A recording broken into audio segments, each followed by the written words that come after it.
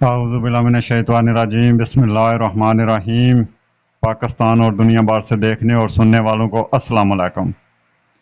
मेरे पाकिस्तानी भाइयों, मेरी बात आज बड़े गौर से सुनना, बल्कि सिर्फ गौर से ही ना सुनना, दिल थाम के भी सुनना। मेरे कलमा गो भाइयों, मेरे इस्लामी भाइयों, इस्लामी रियासत, आज़ाद इस्लामी रियासत इस्लामी जमहूरिया पाकिस्तान में आंख खोलने वाले इस्लामी भाइयों, आज आज इस आज़ाद इस्लामी रियासत इस्लामी जमहूरिया पाकिस्तान के जो हालात हैं वो किसी से पोशीदा नहीं हैं। हाँ, अगर पोशीदा हैं तो उन पाकिस्तानियों से पोशीदा हैं जो कहते हैं कि सब अच्छा है, लेकिन हकीकत ये है कि कोई भी अच्छा नहीं है। हालात बहुत ही गंभीर हैं।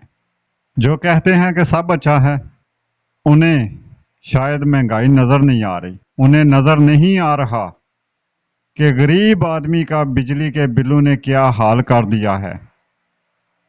उन्हें कुछ नज़र नहीं आ रहा, इसलिए वो कहते हैं कि सब अच्छा है। लेकिन आज हम बताएंगे कि कितना कोई अच्छा है। सब अच्छा कहने वालों, खुदा की कसम, खुदा की कसम कभी अपनी एसी वाली गाड़ी का शीशा खोलकर बाहर की दुनिया देखो, पाकिस्तान के बाहर के हालात देखो। कभी अपनी एसी वाली गाड़ी का दरवाज़ा उस घर के सामने जाकर खोलो जो कि एक दिहाड़ीदार मजदूर है और जिसके 4 बच्चे हैं। उसके घर के सामने अपने एसी वाली गाड़ी का दरवाज़ा खोलकर बाहर निकल कर देखो तो सही, फिर तुम्हें पता चले कि क्या सब अच्छा है, क्या वाकया ही सब अच्छा है। फिर तुम्हें पता चले कि कितना कोई अच्छा है और कितना अच्छा हो रहा है। जब तुम देखोगे उस मजदूर को जो तपती धूप में आग बरसाते सूरज के नीचे खड़ा होकर, तपती हुई जमीन पर खड़ा होकर जो मजदूरी कर रहा है, उसके कंधे पर कभी हाथ रखो और देखो, उसके पसीने को महसूस करो। फिर तुम्हें पता चले कि जब वो पसीना, इसी तरह का पसीना लेकर घर जाता है और घर में उसके अगर 4 बच्चे हैं तो वो उन 4 बच्चों को अपना सारे दिन की मेहनत से, अपने सारे दिन की जद्दोजहद से, इतना पसीना बहाने से भी वो अपने 4 बच्चों को 2 टाइम की रोटी नहीं खिला सकेगा। अगर नहीं जा सकते उसके घर के सामने, अपनी एसी वाली गाड़ी से, एसी वाले कमरे से नहीं निकल सकते, तो फिर कैलकुलेटर लेकर हिसाब लगा लें। हिसाब लगा लें कि वो 1200 रुपया दिहाड़ी लेने वाला जो बंदा है, उसके 4 बच्चे हैं, तो वो उस 1200 से क्या क्या चीज़ खरीद सकता है। 200 रुपये किलो चीनी है, 250 रुपये किलो आटा है, 650 से ऊपर घी चला गया है। और फिर उसके बाद जब महीने के बाद बिजली का बिल आता है तो उसकी सारी 1200 की दिहाड़ी का हिसाब लगा लें और फिर बिल का हिसाब लगा लें, तो मेरे ख्याल में आपको बिल देने के बाद कुछ भी बचा नज़र नहीं आएगा। तो फिर कैसे सब अच्छा है। और फिर कभी जाकर देखो मोशी मंडियों में, मोशी मंडियों में जाकर देखो। मैंने देखा है जाकर, मैंने जाकर देखा है मवेशी मंडियों में। देखो मवेशी मंडियों में जाकर कि जब आपको नजर आएगा कोई 70-80 साल का बुजुर्ग हाथ में भैंस पकड़े खड़ा होगा, इसी तरह तपती जमीन पर आग बरसाते सूरज के नीचे वो खड़ा होगा और वो भैंस बेच रहा है होगा। वो भैंस भी उसकी अपनी नहीं, याद रखिएगा कि वो उसकी अपनी भैंस नहीं है, वो किसी की भैंस लेकर आया है बेचने के लिए। और उसे क्या मिलेगा जब वो भैंस बिकेगी, तो उसे क्या मिलेगा, 1000-2000 रुपया। और वो 1000-2000 रुपया लेकर वो घर जाएगा। तो अब आप हिसाब लगाकर, आप कैलकुलेटर इस्तेमाल करें और हिसाब लगाकर दिखाएं कि उस 1000-2000 रुपये से वो कहाँ तक गुजारा कर सकेगा। फिर आप कहना कि सब अच्छा है। चलो कोई बात नहीं, अगर 70-80 साल के बुजुर्ग को सख्त गर्मी में मशक्कत करनी पड़ती है तो चलो ठीक है, कोई बात नहीं, वो मशक्कत कर रहा है। लेकिन जब वो बेचारा मशक्कत कर रहा है तो उसका गुजारा तो होना चाहिए ना। मशक्कत करने के बावजूद भी अगर उसका गुजारा नहीं हो रहा तो इसका जिम्मेदार कौन है? क्या इसका जिम्मेदार वही बुजुर्ग है? हाँ, वही बुजुर्ग है उसका जिम्मेदार।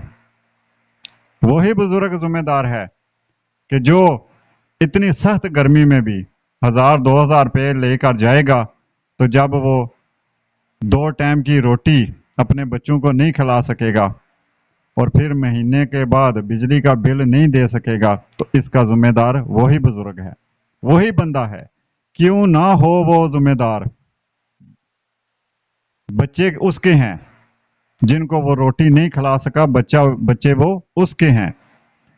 जो बिजली का बिल वो नहीं दे सका, वो बिजली का बिल उसके घर का है। तो जिम्मेदार वही है। जिम्मेदार तो वही है ना, जो अपने बच्चों को 2 टाइम की रोटी ना खिला सके, जो अपने बच्चों को कोई अच्छा तो एक तरफ गुजारे लायक भी लिबास ना लेकर दे सके, जो अपने बच्चों को तालीम ना दिलवा सके, जो अपने बच्चों को सेहत ना दे सके, सेहत की सहूलत ना दे सके, वो जिम्मेदार तो है। लेकिन सोचने वाली बात यह है कि वो जिम्मेदार क्यों है।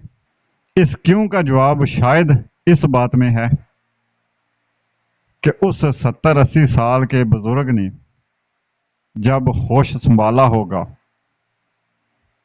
तो उसने देखा होगा कि वो एक आज़ाद इस्लामी रियासत इस्लामी जमहूरिया पाकिस्तान में पैदा हुआ है और इस्लामी घराने में पैदा हुआ है और इस्लामी रियासत में पैदा हुआ है, जो आज़ाद इस्लामी रियासत है।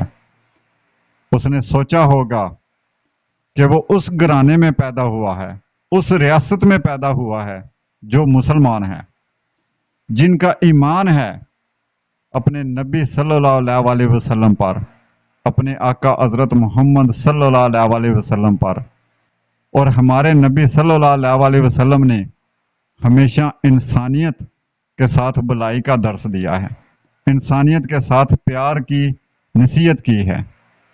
हमारे नबी सल्लल्लाहु अलैहि वसल्लम ने तो जानवरों के साथ भी रहम दिली से पेश आने के नसीहत की है। हमारे नबी सल्लल्लाहु अलैहि वसल्लम ने तो जानवरों के लिए भी हुक्म दिया है कि जानवरों के खाने का, उनके पीने का, उनके आराम का ख्याल रखा जाए और उन पर उतना बोझ लादा जाए जितना उठाने की उनमें सकत हो। उनकी सकत से ज्यादा उन पर बोझ ना लादा जाए। हमारे नबी सल्लल्लाहु अलैहि वसल्लम ने तो जानवरों के हकूक के बारे में भी नसीहतें की हैं। तो उसने जब ये देखा कि वो उस इस्लामी रियासत में पैदा हुआ है जो मुसलमान है, और फिर उसने ये भी महसूस किया होगा कि वो उस रियासत में पैदा है कि वो जो मुसलमान हैं और मुसलमानों का खलीफा वक़्त हज़रत उमर रज़ी अल्लाह ताला अन्हो, जब वो फरमाते हैं कि अगर नहर के किनारे एक कुत्ता भी भूखा सो जाएगा तो उसका हिसाब भी खलीफा वक़्त उमर से लिया जाएगा। और वो फिक्रमंद होते थे इस वजह से कि मुझसे हिसाब लिया जाएगा अगर किसी नहर के किनारे एक कुत्ता भी भूखा सो जाएगा। तो उसने ये सब सोचा कि वो ऐसी रियासत में पैदा हुआ है, ऐसी रियासत में पल बढ़ रहा है